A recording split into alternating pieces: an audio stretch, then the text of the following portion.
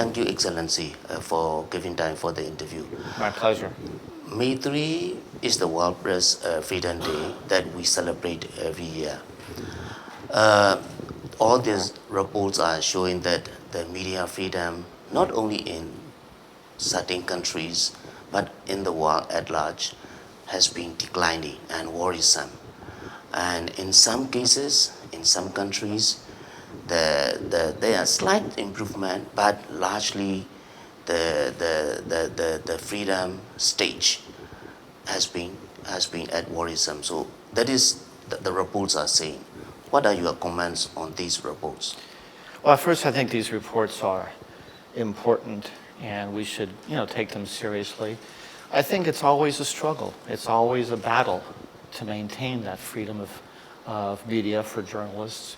And so I think it's useful for people to see these reports, to have debate, and to do what we all can to ensure that media freedom remains strong. How about Myanmar? Before we go into the stage of media freedom in Myanmar, I would like to start with what do you hope? What do you hope for? What are your hopes for media in the country in Myanmar? For media in Myanmar? Well, first, I think it's up to the Myanmar people to set the goals for their own country. But certainly as a friend of the people of Myanmar, we would like to see a strong, independent, vibrant media so that the people of the country have access to good, credible information and have a choice where they can get that information. So we think media freedom is a fundamental pillar of democracy and is essential for Myanmar's democratic success. Yeah, I'm asking this because Washington, from government to government, has been a strong supporter of press freedom. Sure. Throughout the world.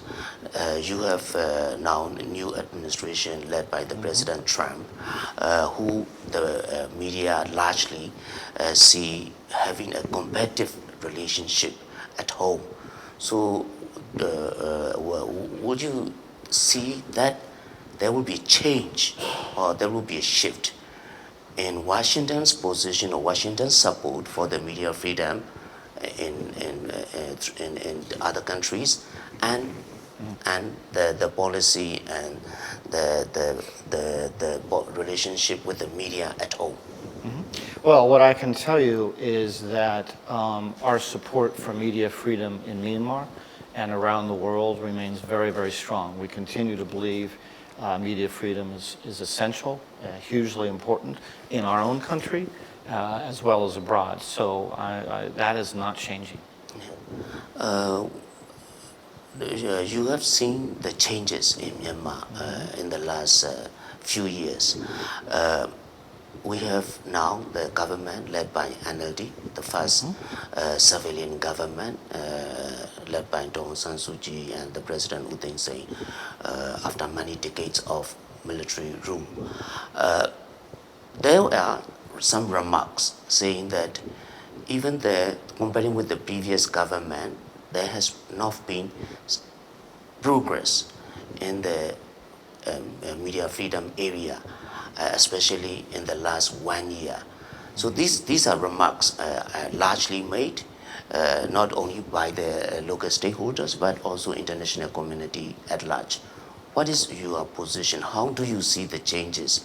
How do you see, whether do you see that there is a difference of policy shift between the previous government and now the current government? Right. Well, first thing I would say is that when I look at media freedom here now compared to when I first came to visit your country 10 years ago or more, there's been a dramatic improvement. I think everybody would agree on that. But I think sometimes the progress doesn't happen in a straight, continuing fashion. Sometimes there can be steps forward and backward. I think from all my discussions with NLD leadership, they continue to stress their strong commitment to freedom of the press. But I would agree that there's still more work that needs to be done. There are still some limits on freedom of press that I hope the government will address, including 6060 of the telecommunications law, which in my view is impinging on freedom of the press and freedom of expression. So, have you been able to convey this message?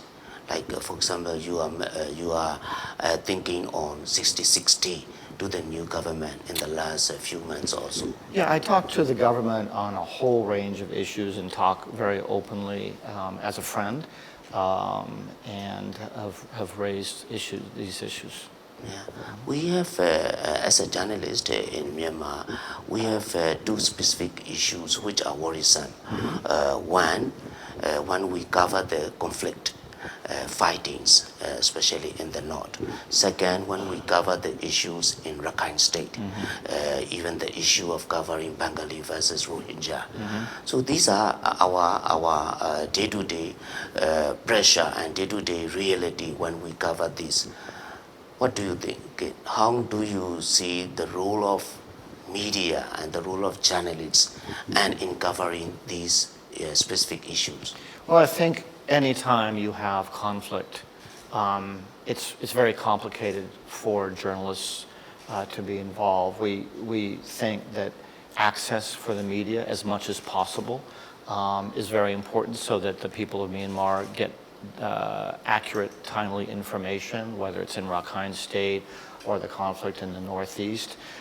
So we do think this is very important, and it's important for, over time, we hope, for the government officials, and the media to be able to work out a way of working together, not for the government to control the media, but to allow access as much as possible. Yeah.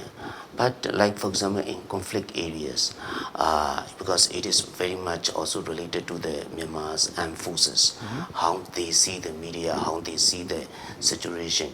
So what are, you can, if you can, what are the kind of discussions that you have been having with the leaders of Myanmar armed forces in dealing with such issues? We actually have been talking with the top Madal about these issues, and have even had some discussions with them about how our military works with journalists to try to provide access for them. So we're continuing to have those discussions, and we hope over time that the top Madal will adjust its approach to be more willing to work with journalists. Yeah. Having said this, I'd like to go a little bit on U.S.-Myanmar current relationship. Sure. There have been some reports that some of us also did cover that the relationship between the West, especially the United States, and Myanmar current government has been slow in the last 1 year or so, and because of certain issues. So, but I may be wrong, we may be wrong, the reports may be wrong. But can you tell us what is the current stage of U.S.-Myanmar relationship, especially because we have a new government led by Sure. the NLD? Well, I would say the U.S.-Myanmar relationship is very strong, and it's progressed significantly over the last year. We announced a U.S.-Myanmar partnership late last year, which was a big step forward.